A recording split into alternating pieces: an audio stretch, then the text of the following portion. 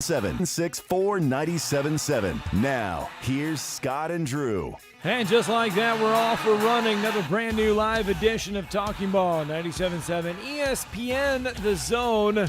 Happy Monday morning, 74 degrees as you make your way into work, wherever you may be headed on this Monday.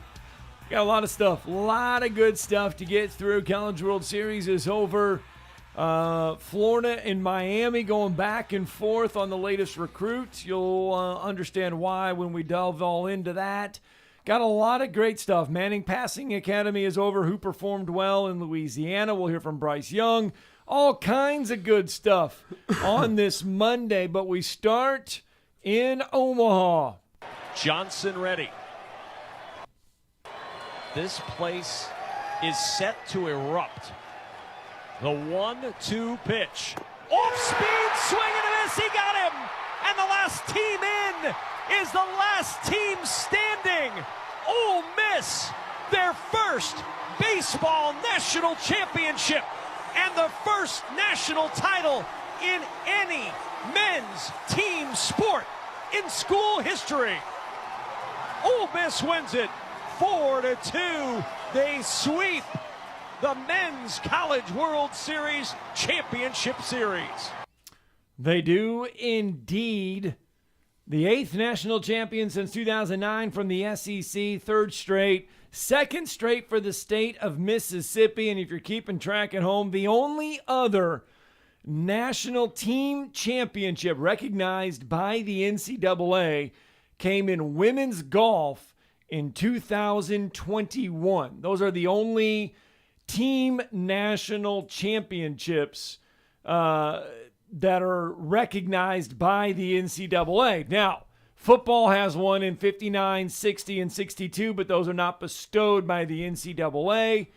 Cheerleading won one in 18 and 22, so those are the only national championships for the Ole Miss Rebels. Yeah, I was wondering because I thought Coach Vaught, John Vaught, the legendary football coach back in the 50s and the 60s for Ole Miss, and who coached Archie Manning, I thought he had won multiple ones theoretically. Right. But like you said, they were not recognized by the NCAA, so they don't have credit for those. But I've always been a fan of Mike Bianco's. I'm really happy for him in his 22nd season at Ole Miss to win a national championship, especially when 2 or 3 years ago, morons were trying to fire him because they said he was never going to get over the hump and that he didn't go to Omaha often enough. Well, that just goes to show you that if you stick with something, the guy's a Hall of Fame coach, and now he's solidified at 110%, getting the national championship. He won one as a player, with Skip Bertman. He was a catcher there. So he knows how to get it done. He's built Ole Miss baseball. Only during the 50s and 60s was really the other time that Ole Miss baseball was legit. But they never made the finals before, and then they win it this year as the last team in. Yep. And it's crazy. We talked about this on the show last week. It's almost a baseball version of 2009 and 2010 when Alabama and Auburn won it back-to-back in football, and now it's been done in the state of Mississippi. But I'll just say this. Alabama has no excuses for being mediocre in baseball. I don't want to hear it about a state lottery. I don't want to hear it about, they got limitations and this and that, because back-to-back years, Mississippi State and Ole Miss have won national titles, and 2 of the last 3, Auburn has been in Omaha. Yeah. It's called coaching, get better, improve, and stop sucking. That's basically what it is. Commit to the sport, give Brad Bohannon what he needs, whatever, give him the resources, see if he can get it done next year. And I'm not saying win the national championship next year. I'm just saying become better, get to the NCAA tournament, and be a contender. But I will say college baseball is very weird, Scott. Because think about this. 3 of the Final 4 in the College World Series this year were from the SEC. Texas A&M, Ole Miss, and Arkansas. You know what Alabama's record was against those 3? 8-3. Unbelievable. May 1st, Ole Miss was last place in the SEC West. Crazy. May 24th, they were eliminated in the first round of the SEC tournament. June 26th, they're national champions. And it gets even crazier. Ole Miss finished 5th in the West Yeah. Auburn was picked to finish last in the preseason in the West. Alabama 6th. Texas A&M was predicted to finish 6th. All three made it to the College World Series. So I guess Alabama was picked to finish 5th. I thought they were picked to finish right above Auburn. Wow, okay. Auburn was picked to finish last in the preseason, and Texas A&M was 6th. Yeah. So that just tells you that, I mean, it doesn't really matter where you're projected. It just tells you how good the SEC West really is, and especially this past year in college baseball. It's no different. And Ole Miss wins the college baseball national championship. And as we are celebrating the SEC, our first caller of the morning, I'm sure will bash on it or say something negative or something about that just because the SEC won. Jeff from the Burrows with us. Good morning, Jeff. Morning, Jeff. How's it going, guys? I didn't know Drew was assistant athletic director at Alabama. Are you, Drew? I didn't know you got that job. Did you get that job this morning? Or? I never said that, Jeff. I just said Alabama's got to be better in baseball, dude. Okay, well, I didn't know. I thought maybe you was helping AD out there, going to give him some money or something. I mean, I like Greg Byrne. I think he wants to win in everything. It's just, Alabama has been – since they stupidly didn't build the stadium for Jim Wells and he retired and people kind of rejoiced about that, thinking he was past his prime – I've actually supported every hire, even Greg Goff, who was a disaster in his 1 year, but because he wasn't a good fit at Alabama, kind of like Anthony Grant in basketball, even though he got many more years than Greg did. But again, it's just one of those things where I think that sometimes the grass is not always greener. It's one of those things where Wells had been there 15 years. He went to 13 regionals. He won 6 SEC tournaments, went to Omaha 3 times. And Alabama's only come close to going to Omaha once since, and that was 2010, a team he left, Mitch Gaspard. So, again, I think Alabama just needs to be better. And I'm sure Byrne knows that. And I do think that Brad Bohannon's had some tough luck. I mean, he's had pitching injuries. He's had guys kind of underperform that, he was counting on that are good players. His COVID year in 2020, they were 16-1. Looked like they had a really good ball club because I went to see that team a few times. And then that got canceled. And then he lost his 2 best hitters. Brett Auerbach decided to sign, even though he didn't get selected in the draft. And then Tyler Gentry went in the 3rd round. So again, it's just one of those things. Hopefully he'll have some luck next year. But if not, and if the team fails to make postseason or fails to advance very, very far in the postseason, I just think it's time to spend bigger money because you get what you pay for.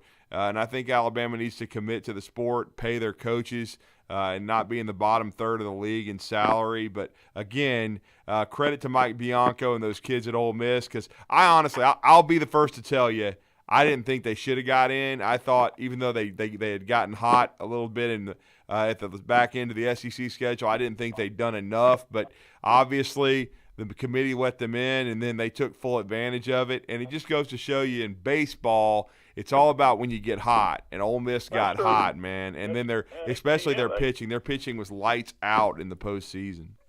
Yeah, you got to give them credit. I mean, they played well. They earned it.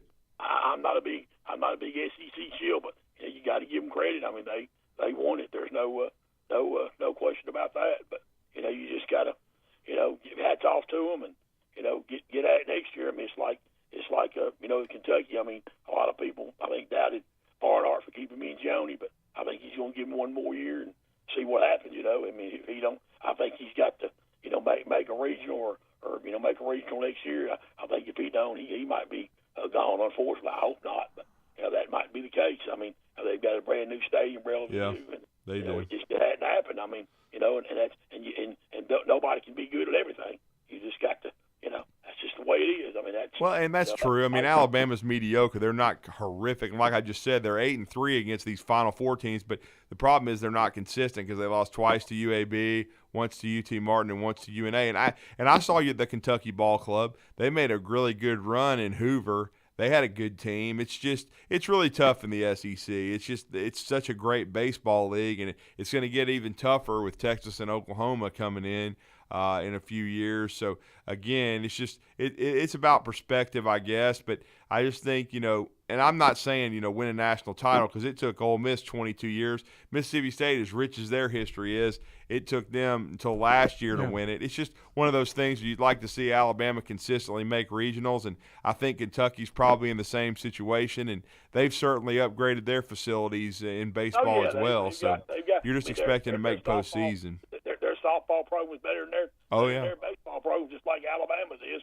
I mean, so I mean that's just it's the way it is. They went out and hired Rachel Lawson from Western Kentucky, and they she's did. been there about 15, 16, whatever it is, and she's turned it around. So I mean, it's just the way it goes. I mean, you just can't. But I'll say this: I think it's tomorrow the Learfield Directors Cup, comes out the final standings. So as far as that goes, and I know quite a few teams are in the. I think there are 3 of them in the top 10. I think from the SEC, and so I think Texas is leading. I think they'll probably win it again. But as far as that goes, but it'll be interesting to see, and we'll just see what happens. But guys, enjoy the show. Appreciate it. Yeah, he mentioned those Directors' Cup standings: Texas, Stanford, Michigan, Ohio State, Florida, North Carolina, Arkansas, Notre Dame. Those are your top 8 right there as far as the Directors' Cup standings go. Ole Miss, by the way, they only dropped 1 game in the whole postseason, and that was to Arkansas, 3-2 to get to the finals. So that was the only game that they did. They also had one of the lowest ERAs. Under 2, right? Yep, that we have seen since the start of aluminum bats or whatever, since the college baseball. I mean, it's like the 4th lowest in history of the College World Series when they got to aluminum bats. So that just tells you how good the pitching was. The offense caught up to the pitching and really came alive once they got to Omaha. Yeah, and then the MVP, Dylan DeLucia, Scotty was 3-0 in Omaha with an ERA under 2, and he was a guy. This just shows you evolution of a season in baseball, how people develop. But he wasn't even in the starting rotation, like weekend rotation, to start the year. And then even during the postseason, he was put back in the bullpen, then came back out as a starter. And we all know what he did in that game after their only loss to Arkansas. I believe it was a 2-0 Rebels win. He threw a complete game in 9 innings, just over 2 hours. It was like a Greg Maddux type deal where he completely shut down Arkansas. He pitched 16 2/3 innings in Omaha. This was his line. Yeah. He struck out 17. Right. Allowed an earned run. He walked none. He went 2-0 with a .54 ERA. Mm-hmm. Did not appear in the finals, but no, he didn't. He did not. He went 2-0 in Omaha with a .54 ERA.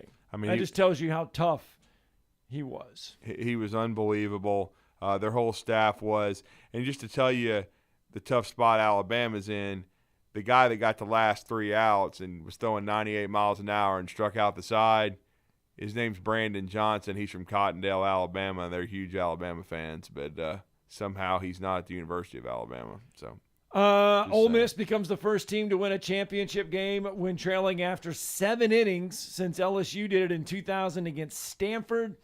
It was also the first game in this year's Men's College World Series to feature multiple lead changes. So there you go. Ole Miss celebrating a College World Series championship, their first men's championship in program history. Yeah, so and it's good for them. It is. It really is. And again, I just think that, and I admire Mike Bianco for staying there, and for Ole Miss, just really I just say committing to the program and upgrading their facilities exponentially, fully funding it like Mississippi State does, and just staying the course, not listening to the Wolves when they would fall short in a super regional or fall short in a regional and want to fire, Mike Bianco. Just continue to give him the tools he needs, and he broke through and won him a national title. And, this is what almost happened for Mark Richt in 2012, if you want to equate it to that in football. but he didn't get over the hump that year. They couldn't hold on against Alabama. They didn't get a chance to beat Notre Dame in like a yard dog in the national championship game. Now, he may have eventually, we know he has Parkinson's. He may have eventually had to retire due to health reasons. But if he wins the national championship, Scott, he never gets fired. Okay, right. And this ensures Mike Bianco will not. He will retire there at Ole Miss.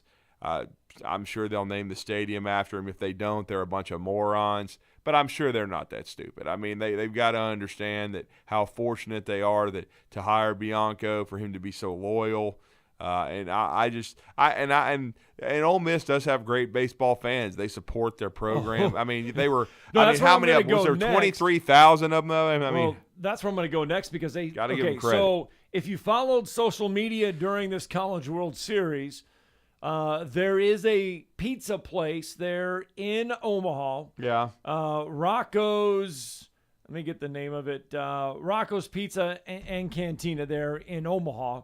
And they've been doing this for several years now, but this year it really caught fire on social media, and that is they do a Jello shot challenge. Uh-oh. And so they take all 8 teams that are there at the College World Series. Fans come into the bar, and for $2, or let me get the exact price. I forget what it is. For $4.50, you buy a shot and designate it for whatever team you want. Right. Auburn, let me see here. Auburn had over, I want to say, I had the number here. Anyway, the Arkansas fan base did over 18,000 Jello shots. Mm-hmm. They ended up, they won the entire thing. Auburn finished with 430. Oklahoma had 814. Arkansas was over 8,000, but Ole Miss had over 18,000. It was so much success that the owners is going to donate $2 for every shot to food pantries in Fayetteville and Ole Miss. So he made over $26,000 from Ole Miss and Arkansas. Yeah. So Arkansas, they're going to give $2 for every shot that an Arkansas fan bought and every shot that a Ole Miss fan bought. They're going to give it to the June Gerhardt Full Circle Pantry in Arkansas and the Grove Food Pantry at Ole Miss. They're going to give $2 of all of that money for every shot back to Fayetteville and Oxford. But over 18,000 Jello shots were bought by Arkansas fans. Well, that's a great cause, no doubt about it. And I got to give a big shout out to my accommodations. Our great listener Brandon. I stayed with him this weekend, and he did the same thing. He and his buddies they took some roasted chickens and some cupcakes to a church to help some folks in need. So it's always great to see people donating money to a great cause, and it's great to see that restaurant in Omaha doing that for folks that are in need. Yeah, it's fun. All right, so let's get a break in. When we come back, the SEC became the first conference to have 3 different schools win consecutive College World Series titles. We'll talk Ole Miss when we return.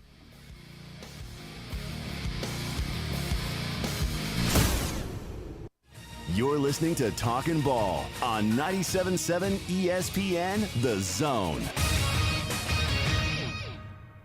I'm here with Stan McDonald of the Stanton Law Firm. Stan, I guess you are the Stanton in the law firm. Yes, Wes, that's me, and we started the Stanton Law Firm so that myself and 4 other attorneys with me can help clients litigate, negotiate, and creatively solve legal and real estate problems. Now, Stan, you grew up on a family farm in this area and have made a name closing on houses and land with your closing company, Jacob Title. I grew up on a farm which used to be in the country. That, plus having closed on so many homes and farms, one of my colleagues started referring to me as a classic dirt lawyer.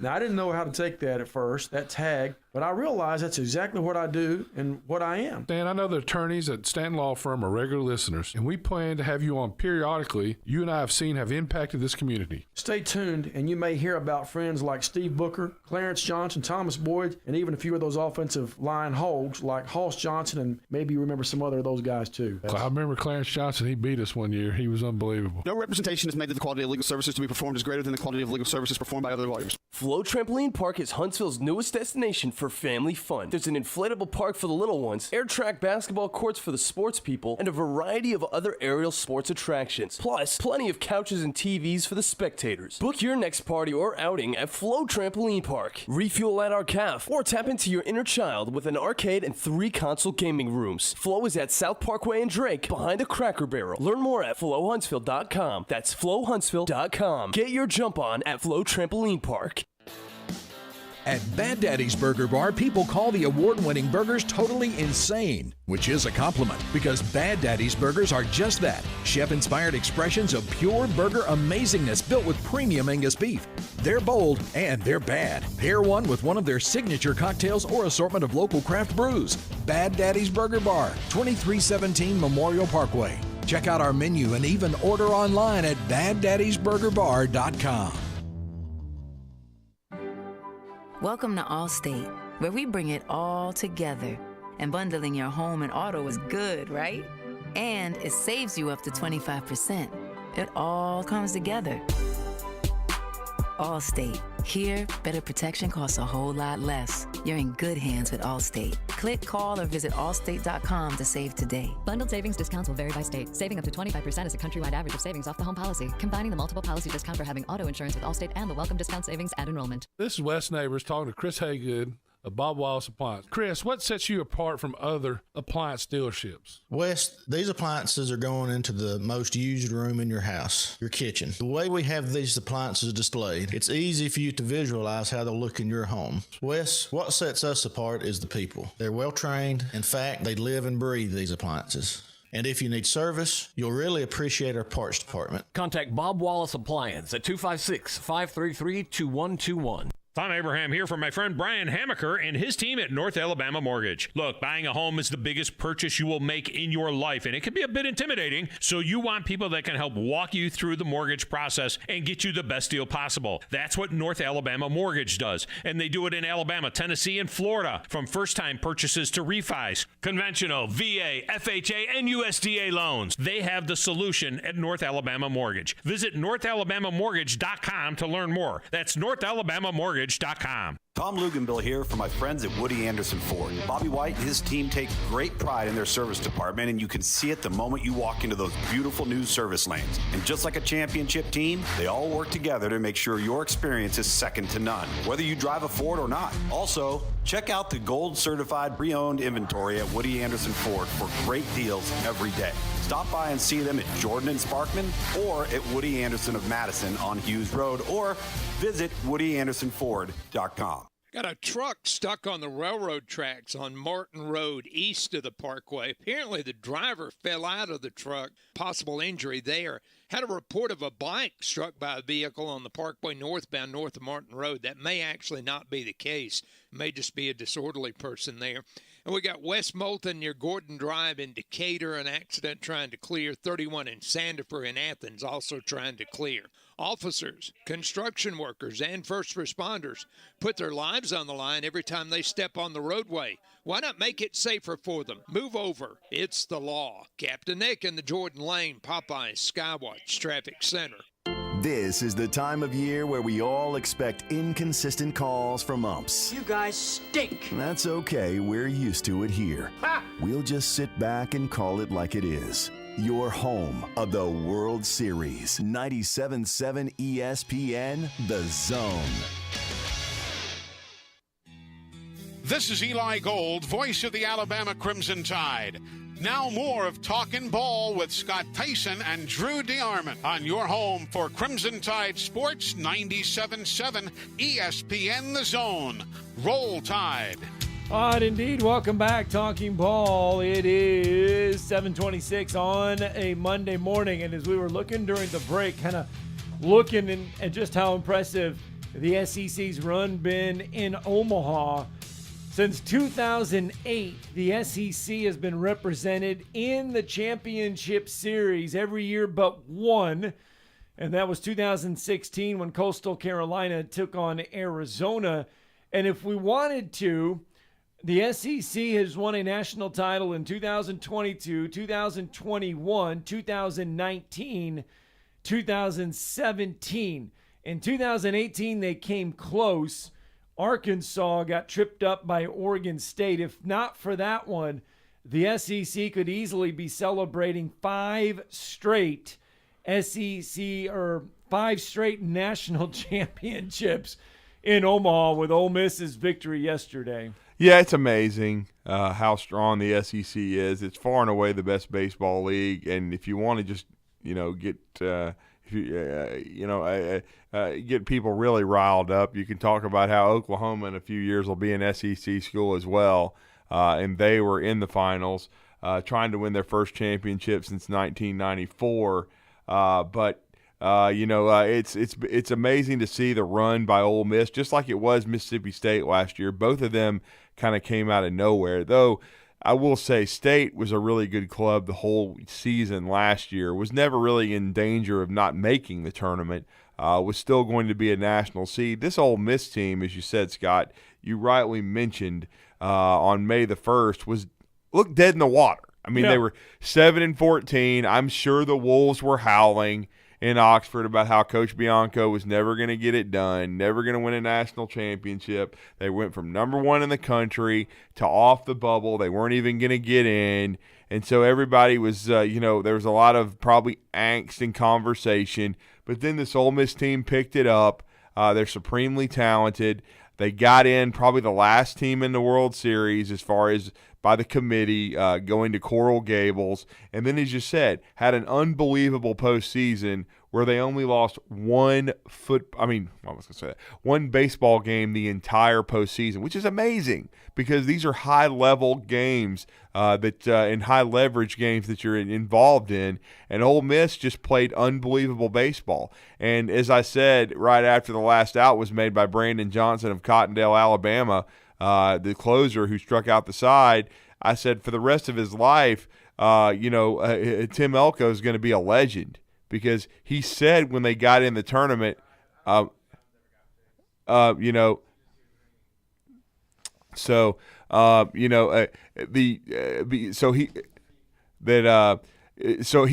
called his shot and said, if we get in the tournament, we're going to be national champions. So it's unbelievable. What they did and what they accomplished. Elko has been a team captain. He's a guy that played last year on a torn ACL. He had over 20 bombs this year, had a really good tournament in Omaha. And then, Jacob Gonzalez, who is likely going to be a first-round pick next year from Glendora, California, the shortstop. He had really been struggling. I think he only had about 3 hits in Omaha until last week, and he ended up with 3 hits yesterday, including a huge home run to give Ole Miss the 1-0 lead. So, it's crazy to think, what this Ole Miss team accomplished and what the SEC has accomplished as a league. But really happy for the fan base at Ole Miss and really happy for Mike Bianco. All right, let's get out to the Neighbors Wealth Management Hotline. Now we got our first guest of the morning, Chris Lee, with us.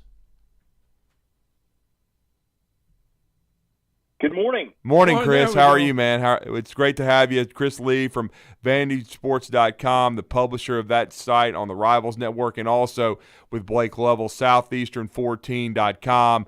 They cover SEC baseball better than any. Chris, we were just talking about the unbelievable run for the Rebels, but also the unbelievable run for the SEC as a conference, how they've dominated the College World Series in the last 5 years. Well, it goes further than that. I mean, if Arkansas can catch a pop foul. We just talked about that, yep. Yeah. I mean, of course, I missed that. But the SEC would have 5 different champions over 5 years. I looked it up yesterday. The league has had either the national champion or the runner-up, or sometimes both, all but 1 year since 2008. And I would put the dominance of the league like this.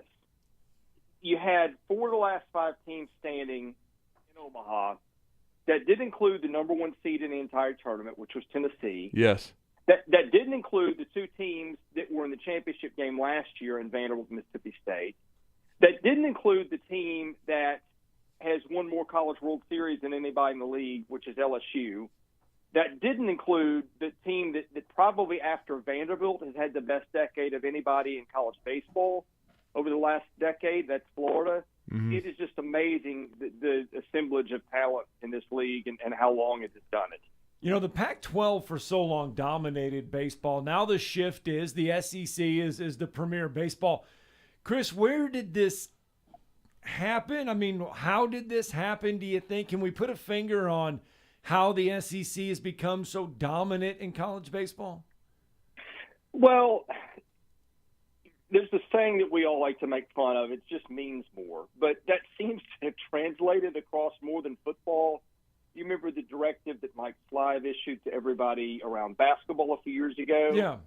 I don't know that was issued for baseball too, but it seems to have crossed that barrier too. I mean, I just look around. Winning is contagious, right? And in my own backyard, where Vanderbilt has just been a superpower, you look 3 hours to the east where Tennessee hired the right coach, and I think they looked to the east or to the west and saw what Vanderbilt was doing, and it got a little contagious. I don't know. I have to think that's part of it. I think TV has played a huge part. The SEC Network has been maybe the best thing the league has ever done. It has taken a sport that not a ton of people watch, put it on TV. Those of us who've watched baseball for years have just said, my goodness, this is a secret. I can't believe more people don't know about it and follow it. As it has become more exposed to more people, I think people have discovered that, and it has just taken off in an unbelievable way just over the last decade. It really has, Chris. And I was talking about another crazy stat for me because Alabama was mediocre this year. They should have probably been in a regional. They blew too many games. They should have swept Mississippi State and Starkville, blew 2 games in the 9th inning, got swept at South Carolina, who wasn't very good this year. Probably should have at least taken 1 game there. And then they lose twice to UAB, once to UT Martin, once to UNA, and yet 3 of the final 4 teams were from the SEC West: Texas A&M, Arkansas, and Ole Miss, and Alabama was 8-3 against them. Just nuts how tough this league is. Well, I would push back on one thing you said. You said South Carolina wasn't very good, and maybe that's true. In context of the SEC, I guess, because they probably were. Yeah. But, I mean, you look and they beat Texas. They won some big series. Kentucky didn't make the tournament. Took a series from Tennessee. Took a series from TCU. You look at how much trouble Missouri has had. Missouri's not been to the SEC or to the NCAA tournament since it joined the league. But Missouri had a really good little run in the Big 12 right before it joined the league. I just think it's brutally tough for everybody. And unfortunately, that includes Alabama, too. Yeah, it does. Well, Chris, let me ask you this as well. Now that Ole Miss, we talk about getting over the hump. We talk about, answering a lot of questions. It seemed like every year Ole Miss was faced with the same questions of, is this the year they're finally going to do it? Is Mike Bianco the right guy for the job? And can he finally win one? I mean, this extinguishes all of those questions there. I'm sure, but ultimately, what does this mean for Ole Miss? Well, it extinguishes the questions until they have 2 seasons more where they don't meet expectations. That's just the way it is in the league. I mean, I say that jokingly. I do think a national title has brought into goodwill. But I have said this before. In fact, I said this to a friend of mine who covers Ole Miss right when they were in the middle of their swoon where it looked like they were going to fire Bianco and they weren't making the tournament. I said, you go back to Bianco's first years at Ole Miss and Tim Corbin's first years at Vanderbilt. Bianco had been there a little bit longer, but I used to watch those teams play. They had a great little rivalry going. And really until Vanderbilt won a national title in 2014, I consider those 2 teams to be almost equals. Vanderbilt had a little better record over the span of the time Corbin had been here, but those games were competitive. I don't know what the record was.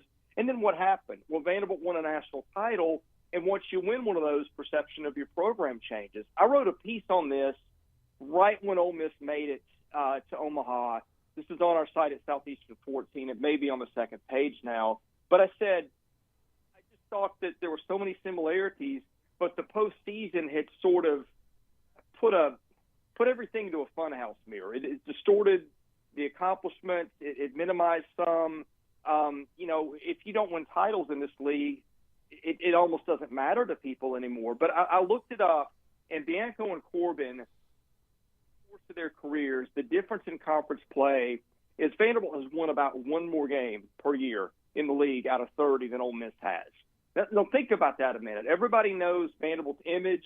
If you say who's the best program in college baseball, I don't know, maybe it changed after Vanderbilt didn't make a super this year. But I think most people would have them in the conversation. You really wouldn't have Ole Miss in that conversation maybe until last night. It is amazing what a title does for you. But I think almost, if not more remarkable than them winning a title, was just their track record of consistency over the last 2 decades, because that was a very, very good program that got overlooked just because of those postseason failures. Yeah, and it just shows you how hard it is to win one in Omaha and how remarkable it is what Ole Miss and State. We've equated this to 2009 and 2010, Chris, a baseball version of Alabama winning it in 2009 and Auburn in 10. And then Alabama remarkably won the next 2 after that in 11 and 12. But just remarkable for the state of Mississippi. And to me, it puts pressure on Alabama because Auburn's made it 2 of the last 3 years. Certainly they haven't won a title, but they've been to Omaha. And now you've got Ole Miss and Mississippi State winning championships, and they don't have state lotteries. So you need to fully fund your program. You need to, pay your coaches if you're wanting to win, because you've already sort of alluded to it in your at the start of our conversation. The SEC is a brutal league, and it's only going to get tougher with Texas and Oklahoma joining. Yeah, I mean, the margin for error is almost nothing. You look at Mississippi State, which was the national champion a year ago, preseason top 5 by most people. State loses Landon Sims and another key couple arms, and it goes from best team in the country to worst team in the league in 1 year. It's crazy. And I don't think that would happen anywhere else. It just goes to show you how brutally tough this league is. And, yes, if you are playing with one hand tied behind your back, it's going to be very, very, very hard, if not impossible, to have really meaningful success for very long. All right, Chris, we do it in football. We do it in basketball all the time. The moment that national championship is over, we start looking ahead to next year. I mean, so why not do it in baseball? Who is coming back, do you think, in the SEC that potentially could end up back in Omaha next year? And Chris, isn't that, though, I will say this, Scott, to piggyback off your point, the Major League Baseball draft is in a few weeks, right? But it's a little bit harder to predict because of you don't know who's going where, right, and if they're going to meet the the demands, so to speak, Chris, of certain guys. We've seen guys turn down first-round money out of high school to go to Vanderbilt. Sometimes guys even getting drafted out of college, you don't get the money you're looking for. Sometimes and now with NIL, does it make it more unpredictable? What is your thoughts? Well, there's 3 tiers to this answer. The one that I would give you every year for the last 20 is ask me again when the draft is done. Right. Now the answer over the last 2 years is ask me when the draft is done, the transfer portal is closed. Because that's another thing. You saw LSU add Tommy White and Christian Little, 2 huge free agents, if you will. And there's still some players out there that haven't landed, probably some players who will hit the portal. So that's the other layer to it. I would say you look at what LSU's done. They'll have Cruz back. I can't remember if Trey Morgan is back or not. But you add Tommy White to that lineup. You had Christian Little, that pitching staff. He's talented. Tennessee certainly is going to be good again. Vanderbilt got a huge announcement yesterday, and I will botch the pronunciation of his name, but the kid out of, I think, Andrew DeConnick, I think is his name. He's a big pitcher. They're going to get him through the draft. He pulled his name out of it. They're talking that Noah Schultz is probably going to get through. I would liken that to about 10 years ago when Vanderbilt got 2 kids who were pretty highly regarded, named Walker Buehler and Carson Fulmer through the draft. You know how that ended with the national title and a runner-up. So Vanderbilt, I think, is going to be tough again. They'll have to do some things with the bats. Ole Miss with Hunter Elliott coming back, they're going to be a factor. They lose Elko. I mean, goodness gracious, it's almost more like who's not going to be any good. And if you'd asked me that question a year ago, I'd have said two of the teams we have the biggest questions about would be Auburn and A&M. Their stays ended in Omaha. It's almost like you have SEC by your name. You've got a chance. But, I think Florida will be really good again. It's going to be one of those things where you get 8 or 9 teams in the tournament of the league, and as Ole Miss proved, once you get in, anybody's got a shot. And then how amazing or unbelievable is it to me that you talked about LSU's 2 portal additions on the field, but they announced their pitching coach hire yesterday, and it's Wes Johnson of the Twins, of all things, from the major leagues. I have seen those go the other way a few times where you see major leagues hiring college pitching coaches. But, my goodness, I don't know that there's a program that's investing a lot more in baseball right now than LSU, and that's just another example. Yeah, and then, I mean, you look around. It's not the SEC. It may be the SEC, and well, it will be soon. But kind of interesting story there, I think, developing in Texas, where they lose their hitting coach, former Major League Baseball standout Troy Tulowitzki, who's stepping away from baseball. He's not returning to Texas. Didn't take the USC job, head coaching job, but he's not returning to Texas. Going to step back a little bit and kind of weigh his options, but wants to get back in to coaching baseball. Two things. It's interesting, first of all, to see the names that are joining these staffs. You mentioned Tulowitzki, but you look at Oklahoma State, where Matt Holliday and Robin Ventura are on staff. It's really weird to see these named major leaguers joining staffs. But I wonder if this is not going to get like football, to where just the burnout rate gets really high with the portal. You do all that work, and it goes for naught when a kid gets unhappy about something. I don't know what his was about, but I know this is becoming a very high-pressure game where you see the similarities more towards football. It used to be a more genteel game with maybe less pressure on coaches. That's going away. You're seeing atmospheres change at times. You used to be you'd go in another ballpark and a guy would throw several innings and come off the mound. You cheer the opponent. You're starting to see more similarities now where it's like football, where if you walk in somebody else's park, your experience it might be a little different. I don't think it's that way everywhere, but the point is, with the exposure, things are changing, and I do wonder how much impact that has on coaches. Yeah, you look at Auburn. Auburn has Tim Hudson and Gabe Gross both on their staff as well. Yeah, and very fortunate. Both those guys, Auburn grads who live in Auburn. Yeah. And as we talked with Justin Hoganson last week, they don't need money. They both had long major league careers, and so it's more about they wanted to come back and help their alma mater out, and they have a great relationship with Butch Thompson, who's done a great job. Yeah. I think it's good to see that. Those guys, like you said, don't need a lot of money. I don't know where you could make much more of an impact in coaching college, and that has been one of the cool things to see. I forgot about Auburn in your own backyard. Certainly, Hudson's a huge name, and Gabe Gross had a nice career too. A lot of stories like that, and that has really been fun to see. It really has, no doubt about it. Well, you guys did a great job at southeastern14.com covering the College World Series and, of course, the entire playoffs and playoff run, which was a great one for the Southeastern Conference, certainly flexing its muscles. I know in a few weeks you guys are going to shift gears with SEC Media Days coming up to football, but tell everybody how to connect with you guys over at southeastern14.com, you and Blake, and, of course, your great YouTube channel and the written content you have. Yeah, you can find us online at southeastern14.com. You can find us on YouTube at Southeastern14. You can find us on Twitter at 14 Southeastern. Now, if you go there the last couple of months, you won't see as much content as we normally put out. I think as people know, I've had heart surgery.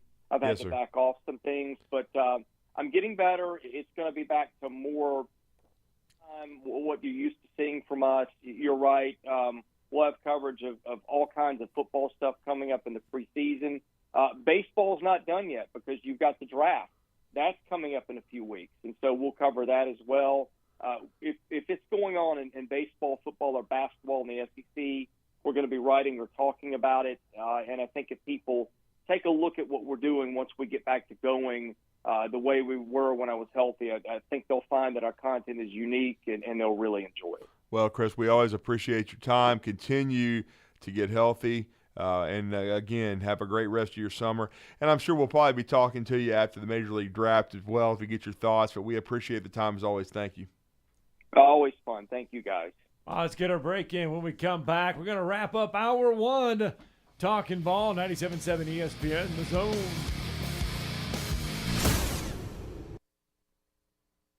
You're listening to Talkin' Ball on 97.7 ESPN, The Zone. Just got a wreck on 565 just east of County Line. This one's coming in with injuries. One in Athens, 31 in Sandifer should be clearing. West Moulton and Gordon in Decatur also should be about wrapped up. 2030 Fast Track makes your clothes fall off. Greg lost 92 pounds in 6 months on the plan. A free hormone quiz will tell you if the program can work for you. 2030huntsville.com. Captain Nick in the 72 and Jeff Popeye Skywatch Traffic Center. Your Atlanta Braves are battling through the hot weather and big road trips as they look to push for a 4th straight division crown. Next pitch to Riley. Swung on, hammered to deep center. Hey, the man! Home run! Tomorrow night, the Braves take the battle for the National League East on the road to Philadelphia as they square off against Bryce Harper and the Phillies. Braves Radio's on the air at 5:50 Eastern, 4:50 Central on the Braves Radio Network. Our Zone deal this week is truly an award winner. Metro Diner serving up signature dishes like their Charleston shrimp and grits, famous fried chicken and waffles with strawberry butter, and lots more. Their entire menu is available anytime, breakfast, lunch, or dinner. And stop by for brunch on Saturday or Sunday and enjoy the lowest priced mimosas in town. Airport Road, Huntsville, and Highway 72 in Madison. This Friday, you can get $50 worth of great Metro Diner food for half price, just $25 with our Zone deal. Just log on 977ESPN.com Friday morning at 8 to get yours. Tom Luganbill here for my friends at Woody Anderson Ford. Bobby White and his team take great pride in their service department, and you can see it the moment you walk into those beautiful new service lanes. And just like a championship team, they all work together to make sure your experience is second to none, whether you drive a Ford or not. Also, check out the gold certified pre-owned inventory at Woody Anderson Ford for great deals every day. Stop by and see them at Jordan and Sparkman or at Woody Anderson of Madison on Hughes Road, or visit WoodyAndersonFord.com. On July 1st, Chris Pratt stars in The Terminal List. Lieutenant Commander James Reese, can you outline the details of your mission? It was a setup. They knew we were coming. Nothing in this file adds up. From Antoine Fuqua, director of Training Day. Answers or blood? Blood. Stay off my list. The Terminal List. New series, July 1st on Prime Video. You want the right specialist for your recovery. At SportsMed Orthopedic Surgery and Spine Center, we understand every body is different. Your muscles and bones are unique, as is your body. Our SportsMed specialists offer innovative treatments and minimally invasive procedures, allowing you to quickly return to the life you love. Locations in Huntsville, Madison, Athens, and Decatur, and on the web at sportsmedalabama.com. Improving performance, improving lives. If you're ready to lower your utility bills, it's time to call Eagle Insulation. Eagle can handle it all. Attic re-insulation, insulation removal, wall insulation, and new construction insulation, commercial and residential. Our primary goal is to save you money, and lots of it. Typical clients realize their return on investment within 3 to 6 months. That means the re-insulation actually pays for itself and then some. See if we can help you. Contact Eagle Insulation today, 256-755-1556, or log on insulatewitheagle.com. This segment of Talkin' Ball is brought to you by University Kia, the #1 volume Kia dealer in the state of Alabama. Located online at universitykia.com. 7:51. Welcome back. Talking Ball, 97.7 ESPN The Zone. It is a Monday, and we are back at it. Getting ready to wrap up hour one of Talking Ball here on 97.7 ESPN The Zone. And this is an interesting development. Well, let's go here. The Manning Passing Academy is over with in Louisiana. And Alabama's Bryce Young, part of the festivities this past weekend. I think as a team, it's definitely been about building chemistry, about making sure that we're all on the same page as an offense. There's a lot of new pieces that have come in as a team. So I think just making sure that we're all assimilating to the offense at the same rate, we're all on the same page, we get all the little stuff down. I think that's been the biggest thing for me and for us as a team that we've been focusing on. The mission, national championship, and this time win it, right?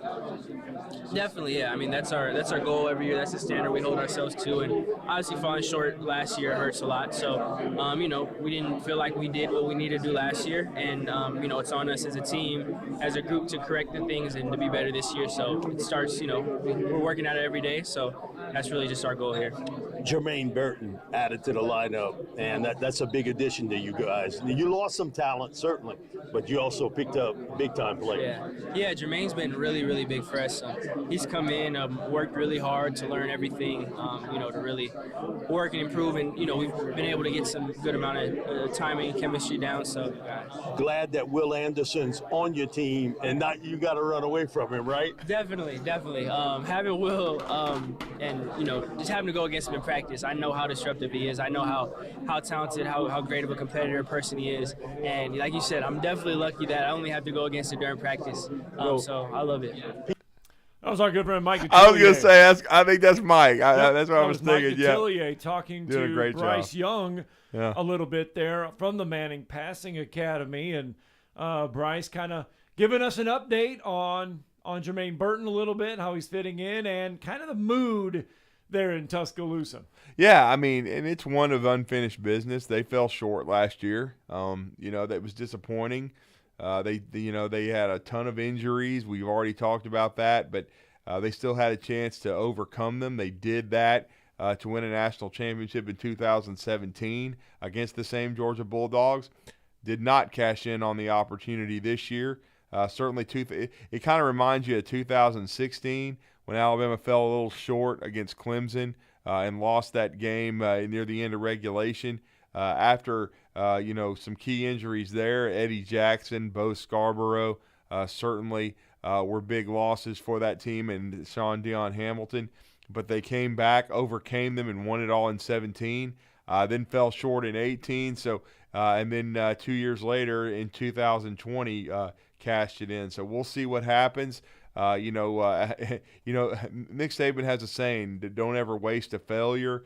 And in Alabama's mind and a lot of the players' minds, it was a failure last year not beating Georgia in the rematch and not having some guys that are no longer with the program and don't need to be stepping up to make plays. So it's going to be interesting to see if these new additions that Mike Detillier just asked Bryce about, Jermaine Burton from Georgia, who left the national championship team, got a ring of his own, but coming to Tuscaloosa, thinking he can be more productive in the offense than he was at Georgia's. And then Tyler Harrell, same kind of thing. Yeah. He was in a ground-oriented attack, at Louisville. But he, as we've already talked about, he and J-Mo were the two of the fastest guys in the country last year when you looked at their statistics. Tyler averaged 30 yards a catch in limited opportunities, Scott, but made big plays. Now he's in Tuscaloosa, and we'll see, what he can do. And then Jahmyr Gibbs, who may be the biggest addition of them all. He played for Jeff Collins at Georgia Tech for 2 years. They weren't very good, and now he's going to be at Alabama with a better supporting cast. Should be a better offensive line, an improved offensive line, we think, under Eric Wolford, now the new offensive line coach at Alabama. But again, as I've said, while I think Alabama has the answers to the questions on the roster from a standpoint offensively, there are more questions offensively than defensively because there's a lot of new pieces, and Bryce kind of talked about that when reflecting with Mike Detillier, that it's all about chemistry and guys getting reps, and that's what's going to be interesting as we follow fall camp. All right, some of the other quarterbacks that did kind of shine at the Manning Passing Academy, Will Levis from Kentucky was on hand. He displayed a quick release and a velocity better than a lot of the quarterbacks there on Friday. Anthony Richardson of Florida had a decent showing at the Manning Passing Academy. Now, before we keep going and say they had a decent showing, really, guys, are not throwing against a lot of competition. They're just kind of throwing in skills competitions. So when we say they shined, it was kind of like, not really against SEC type of competition. Anthony Richardson, though, did throw the ball around, they say, 70 yards down the field. Ty Thompson of Oregon had a decent showing, and he talked about his battle becoming the starting quarterback, or trying to become the starting quarterback with Bo Nix. He said Bo Nix has been really good at teaching him a lot of things. He can see why Bo Nix was starting in the SEC because he's got a lot of stuff, but Ty Thompson says he is in a battle for the starting job.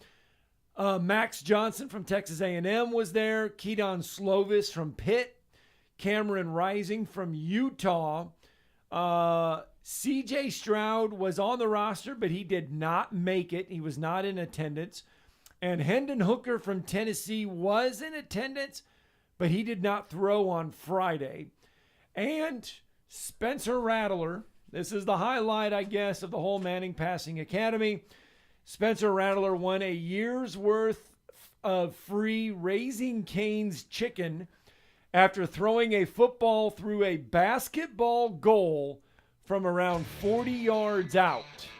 Well, hopefully he can do that for South Carolina and be accurate and finally live up to the hype, because he was the number one quarterback in America about 3 years ago and was inconsistent at OU. Yeah. He could really elevate this program at South Carolina for Shane Beamer in year 2. And the best way he could do it is to kick the ever-loving snot out of Dirt Neck early around the midseason and beat Texas A&M, who bought a recruiting class and thinks they're a college football playoff team. Biggest joke in America. You just hope that Columbia, South Carolina has a Raising Cane's, because if not, yeah, he's good. I get. What's that new thing I keep seeing on TV where they mail you the food? I don't know, like UPS it or FedEx. I don't know. I'm gonna get chicken. All right. When we come back, Florida and Miami embroiled in a money controversy.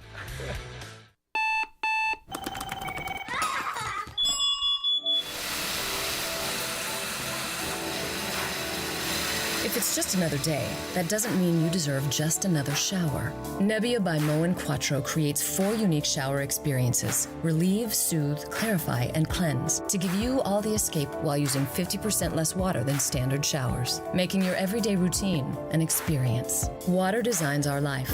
Who designs for water? Moen.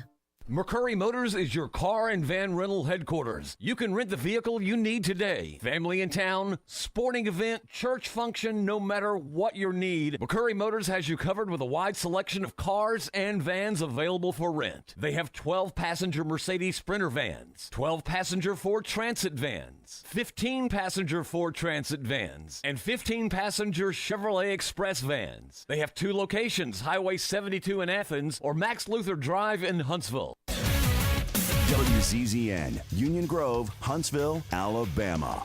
97.7 ESPN, The Zone. Got an injury wreck on 565 eastbound, just east of County Line. They pulled it off to the right side of the road. Traffic is getting by, but it's slow there.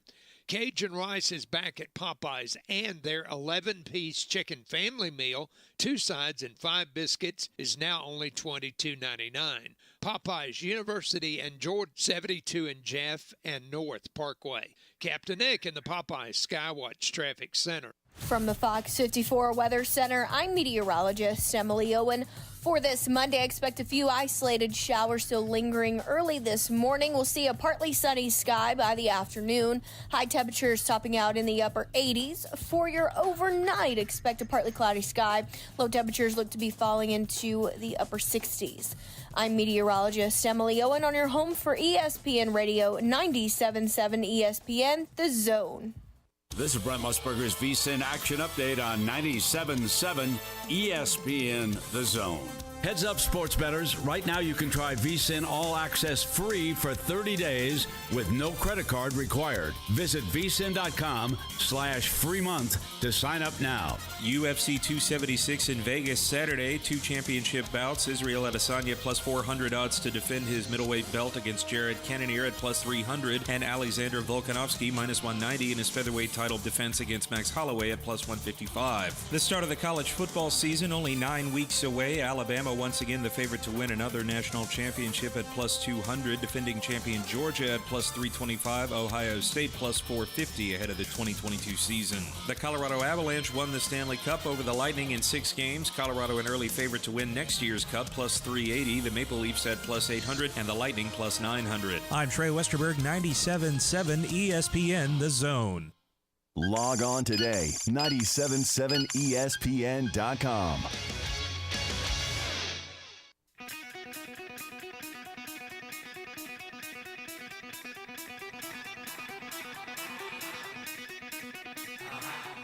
Welcome to Talkin' Ball with Scott Tyson and Drew DeArmond. Call into the Neighbors Wealth Management Hotline now, 256-576-4977. That's 256-576-4977. Now, here's Scott and Drew.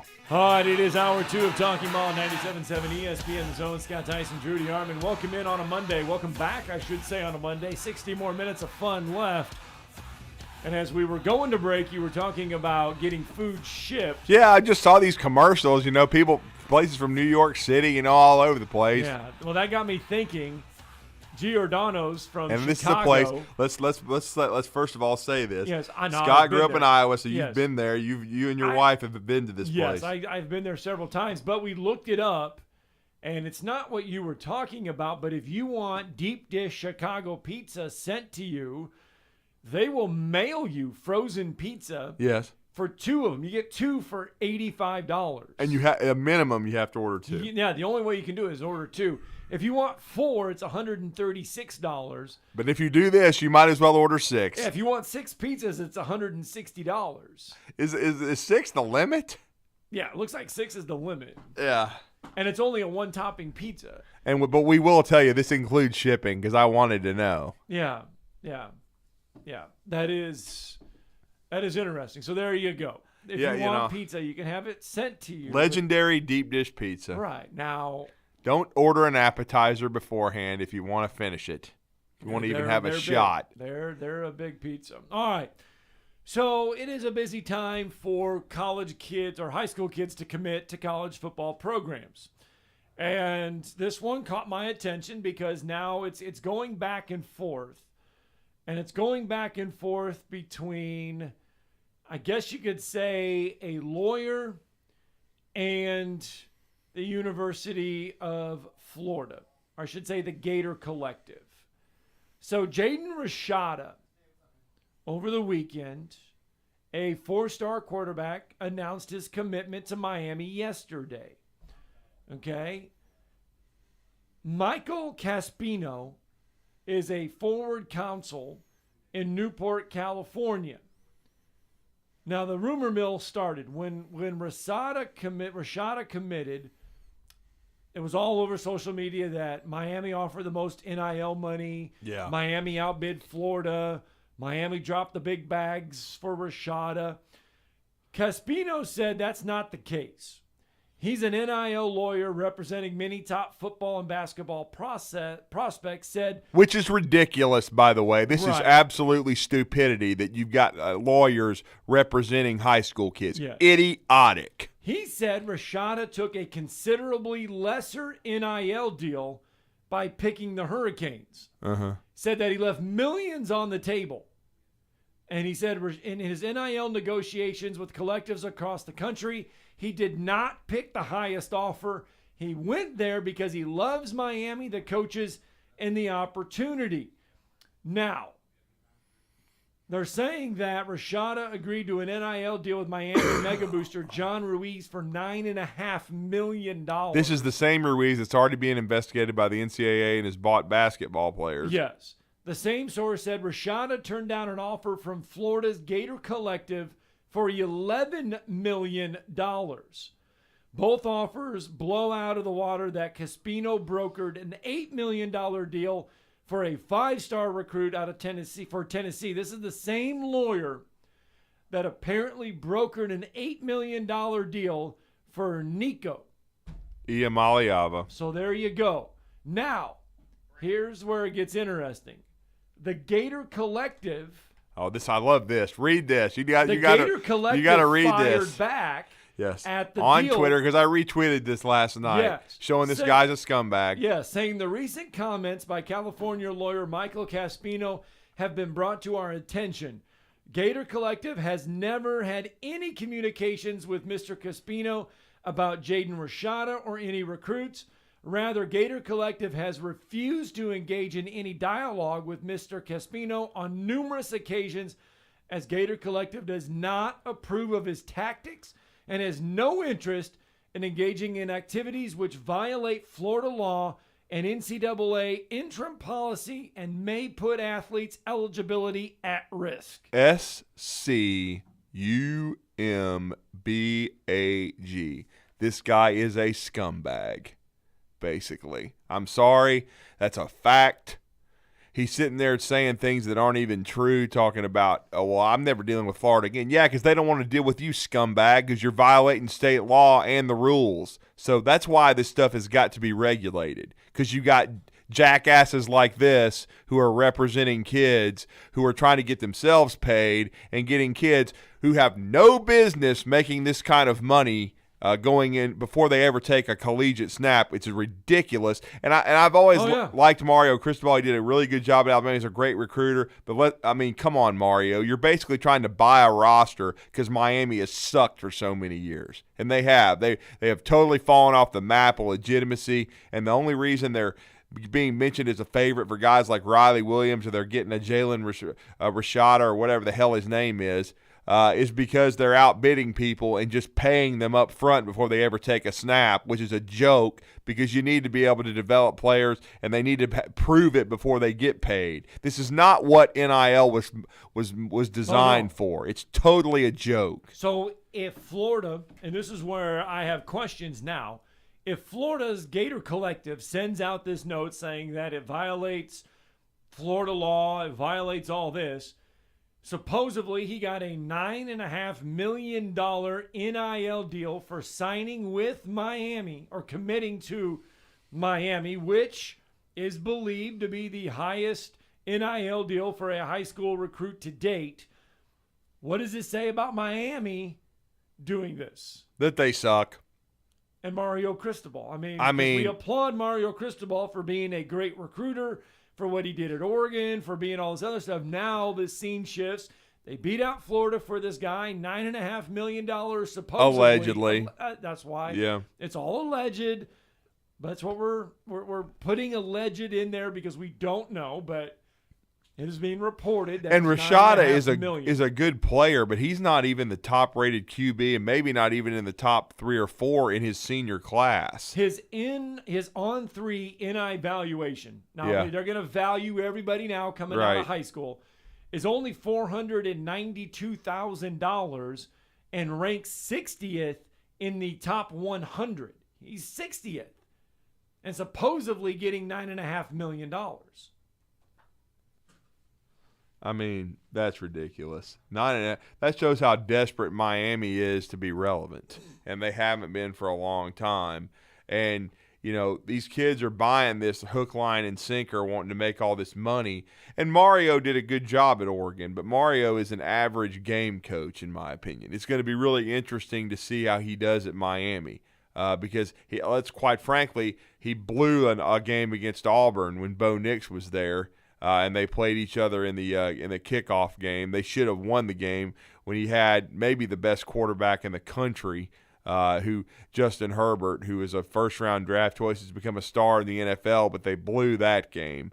And then like a year ago, they won at Ohio State, but then later on, you know, they lose, a game in the Pac-12 to, I believe, Cal Berkeley, who wasn't any good.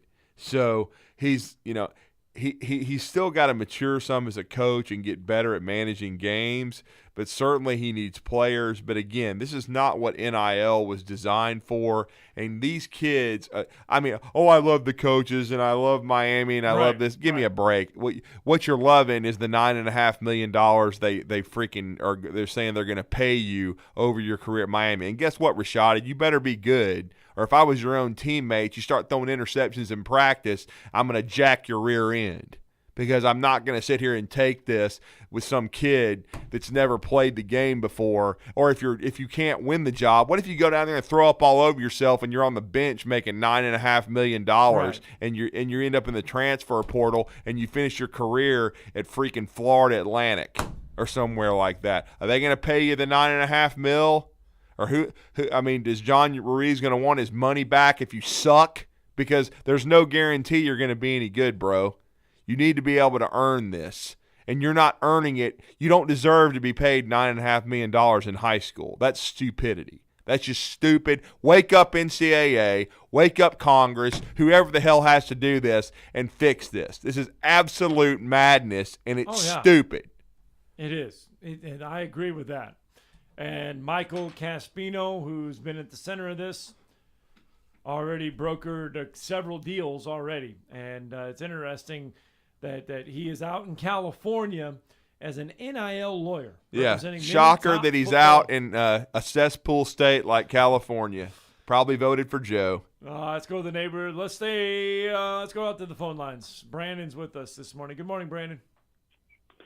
Morning, guys. Morning, sir.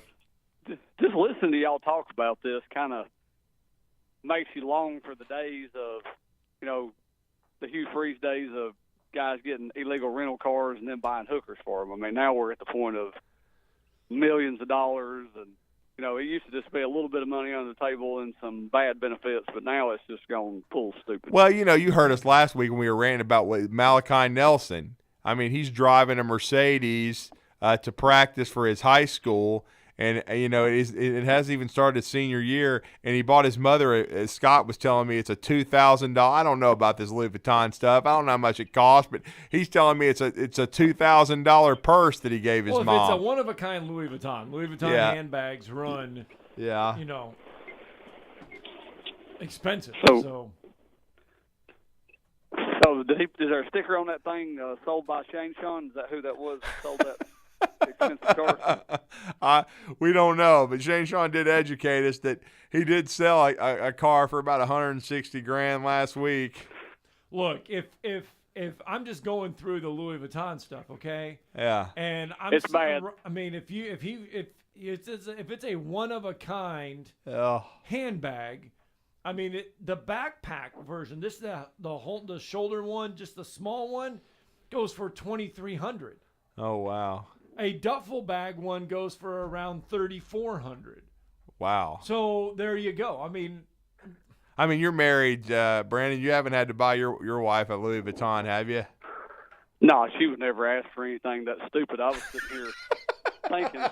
So I got to tell you guys this, and this makes me hurt because we're talking about it, and I never thought I would work it into a show to actually mention it.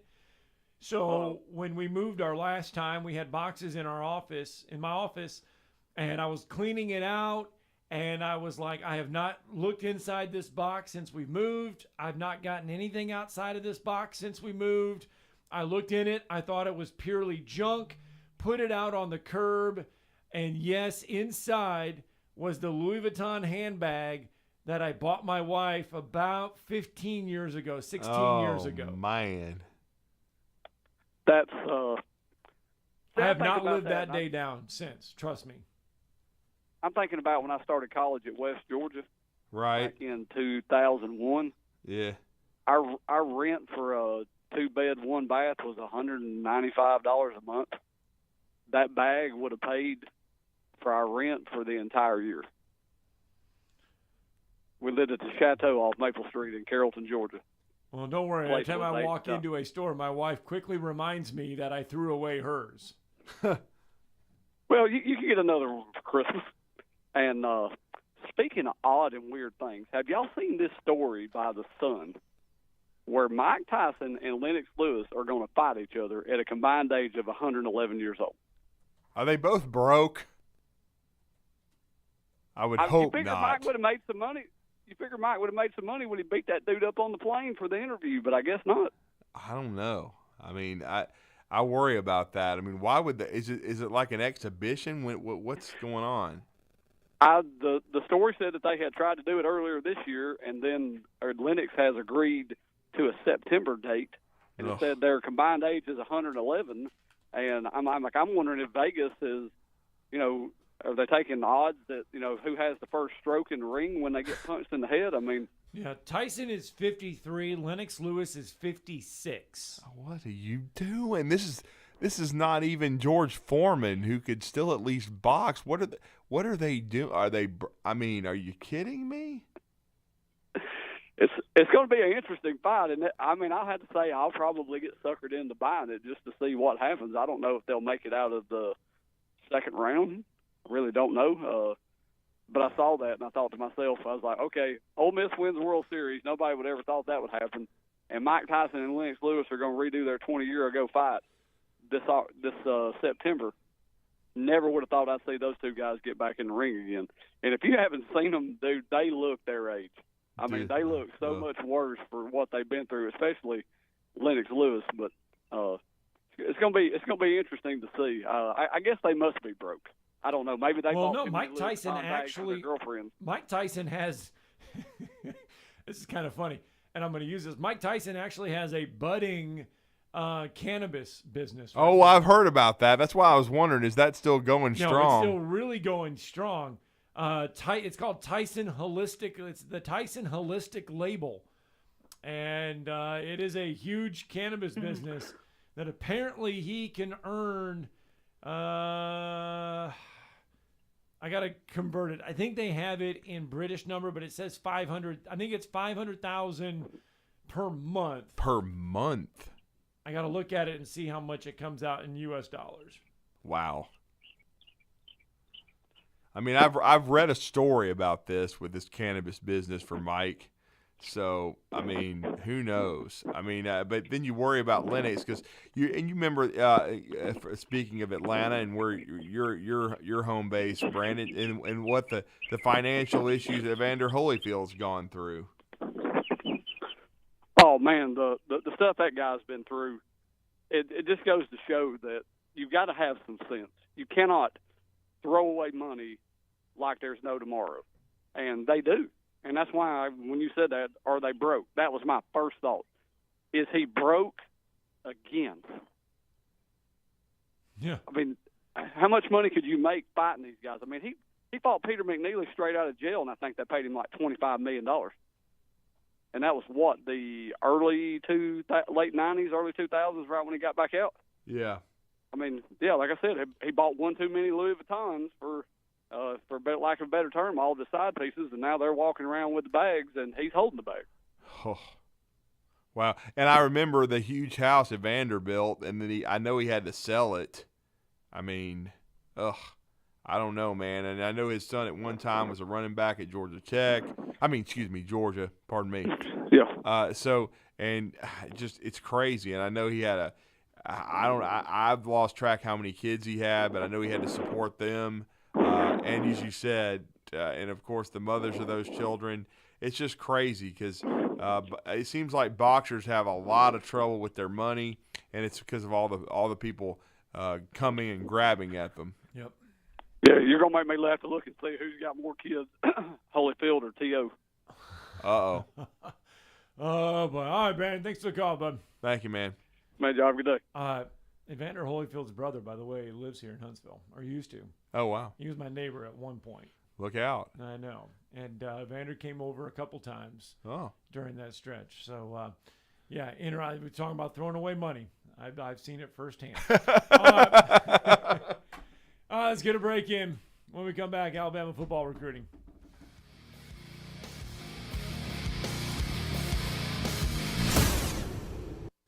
You're listening to Talkin' Ball on 97.7 ESPN, The Zone.